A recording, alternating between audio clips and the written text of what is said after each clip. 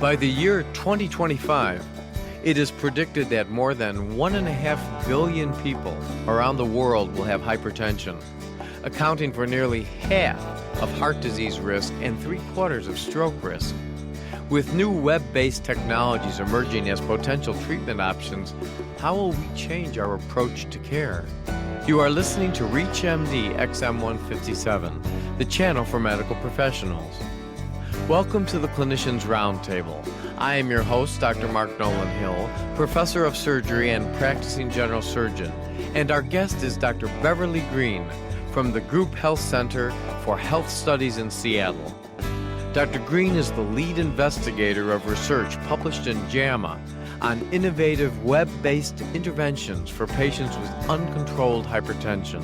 Welcome, Dr. Green. Hello. We are discussing the future of web-based hypertension interventions. Dr. Green, tell us a bit about your background. How did you get involved with particularly this type of research? Well, I'm a family physician, and hypertension is the most common diagnosis family physicians make. And so many visits, even though they're not for hypertension, include that diagnosis. And on an average day, I might see 3 to 5 or maybe even more patients that I have to address blood pressure with. So it's extremely common. In addition to being a family physician, I have a degree in public health and epidemiology. With my public health background, I'm always interested in large public health problems, and hypertension certainly fit that groove. It's a good mix between family practice and public health. Also, because we don't do very well in controlling hypertension, I was very curious to understand why that was and to be able to do it better. How do you determine that you are not doing well in controlling hypertension? Well, you can do chart audits. That's the old-fashioned way. The way we can do it with an electronic medical record is we can actually look at blood pressures, and we are doing a study where we look at that. And if you include pre-hypertension, the new diagnosis, at any visit, about 60 to 70% of patients will have at least pre-hypertension, if not uncontrolled hypertension, which is about 40% of visits, which just astounded us. And how did you come up with the ideas specifically in your research project? We already had an electronic medical record, and we're using secure email. We also had pharmacists that were very successful at doing phone-based clinical interventions, like increasing patients' statins to get LDL below 100, putting patients with diabetes on lisinopril. So we knew we had experience, and I had personal experience with how great the pharmacists are at group health. Has the FDA approved any of the technology that was used in your research? I'm not sure about blood pressure monitors, whether they need FDA approval, but I believe they do. And yes, and they've been validated in peer-reviewed journals as being very accurate. And there's probably only a 1 to 3 millimeter difference between a very well-done mercury assessment and a valid automated blood pressure machine. If this type of management progresses, as I expect it would based on your research, what will it take for our insurance companies to begin paying for these measures? I think an overhaul and a new way to think about care. It's possible that risk adjustment might help to some degree because it'll take it away from the service of actual visits. But I'm not quite sure what it will take. But I think this kind of study increases the noticeability of the value of providing care in the ways that we already are, over the telephone and over the web, and we're going to have more and more of this. How do physicians look at their own financial aspect of medicine with respect to this new evolving technology? Well, group health is a managed care organization, so the physicians see a set panel that are in the group health-owned clinics. So to them, secure messaging is just one more thing in their day, and they don't get any particular compensation whether they have extra patients or extra secure emails. I do sometimes think, depending on the physician, that having a bunch of emails is an imposition, particularly if the patient load doesn't decrease. But I think that's been recognized in our organization as we've gotten these tools, that physicians need to have adequate time, or they need adequate assistance, like pharmacists or nurses that look at the email first, so if the patient just wants a refill, the physician doesn't have to deal with that email. If you have just joined us, you're listening to the Clinicians Roundtable on ReachMD XM157. I am your host, Dr. Mark Nolan Hill, and our guest is Dr. Beverly Green from the Group Health Center for Health Studies in Seattle. We are discussing the future of web-based hypertension interventions. Dr. Green, can you give us your prediction on how this program will impact hypertension care on a much larger and even global scale? I think it has the potential to make big differences, particularly in areas where the resources to have a care visit is less. It is not hard to provide the technology. The machines are cheap. Even if a patient can't have one on their own at home, in a small community, there could be a place where they could go within a little health center where they could go and they could work remotely with other providers on a global level in developing countries. And we know that hypertension is a huge problem in Asia. Now, you've mentioned that this research is certainly suitable for hypertension. Why particularly hypertension, and what other diseases might it also be useful for? We think it can be applied to most chronic conditions and even some of the acute concerns of patients, such as preparing for an appendectomy or the follow-up care afterwards for surgery. And I believe there was one study that showed increased satisfaction patients when they were allowed to have those services with their surgeon. So we think it has broad applications. Did you specifically choose hypertension because of the poor control or because of the relative ease of logistics fitting into your study?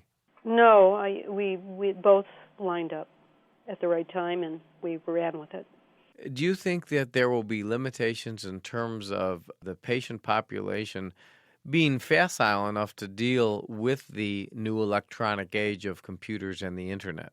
We did look at computer access, and there were 20% of the people that we called to ask them if they wanted to come in for a screening visit didn't have access to a computer by not having internet or an email address. And those people tended to have lower educational levels, older, and more likely to be from ethnic and racial minority groups. So we know that there is a group that will be excluded. However, as the generations age, the younger generation are being exposed in school, we think that this digital divide will narrow over time. And more people will be very savvy with these tools. In fact, they will probably use their telephone rather than a computer, and that they won't have to write in their blood pressures. There'll be ways to automatically transmit the numbers, and that patients will actually demand these types of services, not just for blood pressure, but for making appointments, for communication, for refills, for knowing more about their health conditions. Are there any groups across the country that are doing similar things that you're doing? Tell us about that, please. I know of other people that are extending the research to include other conditions, and other people that are including high blood pressure in populations that have other conditions such as diabetes and heart disease. And are their findings likewise as good as yours? Well, they haven't completed. Ours is the first study that was completed, so I haven't seen the results on any of the blood pressure because they're just starting. In terms of other chronic conditions, actually we were the first large randomized controlled trial for any chronic condition. No, there aren't results yet. There are other things like process measures and patient satisfaction, but not treatment outcomes. With so many diseases that our care has been wonderful in terms of decreasing morbidity and mortality and really improving patients' health so much, why does it seem that we are doing such a poor job with hypertension? I think it's complex. As I mentioned before, it's not always the priority on the patient's list when they come in for a visit, and there's often plenty of excuses when the doctor discovers that it might be elevated, or they may not even notice it in their busy day. That happens to me frequently. At the end of the day, I'm finishing my charting, and I say, oops, that patient had a pretty high blood pressure, and I didn't even see it. And I think that happens. But even when I do see it and address it with the patient, we might both decide it's because they're having a headache day, or they didn't take their medicine right that day, or find some other reason not to change and intensify the medications, or tell them to come back and we'll have them check it again to make sure it's up twice. And a lot of time is lost, and the patient may never come back. The other factor is, what does the patient do when they're at home? Do they take their medicines? And the electronic medical record actually is a very nice way to see if the patient is taking their medications, even if they don't fill it within a closed system, because you can count the days in between refills. And if they're late on their refills, consistently late, then you know that they're not taking their medicine every day. And then you can address that issue in particular. On a practical matter, we talk about sustained hypertension. When patients take their own blood pressures at home, how do you determine that one blood pressure may be spurious and another may be part of a trend? Well, that is a very good question. Blood pressure is highly variable, and particularly the higher the blood pressure goes, and can vary as much as 30 points in one day in one individual with high blood pressure. More typically, it doesn't vary that much, but wouldn't be unusual for it to vary 10 points. So we think that the more blood pressures you get, the better. And how do you average all those blood pressures? Well, a couple things. Usually when a patient comes in to their doctor, they bring a card. What do you do with that card? You sit there and stare at it for a while and don't know what to do with it. In our study, we actually had some workarounds, because the thing is, all this can be done electronically. You can average, you can trend, you can look for deviations that aren't expected, that are out of the 95th percentile, and throw those numbers out when they're very much outliers.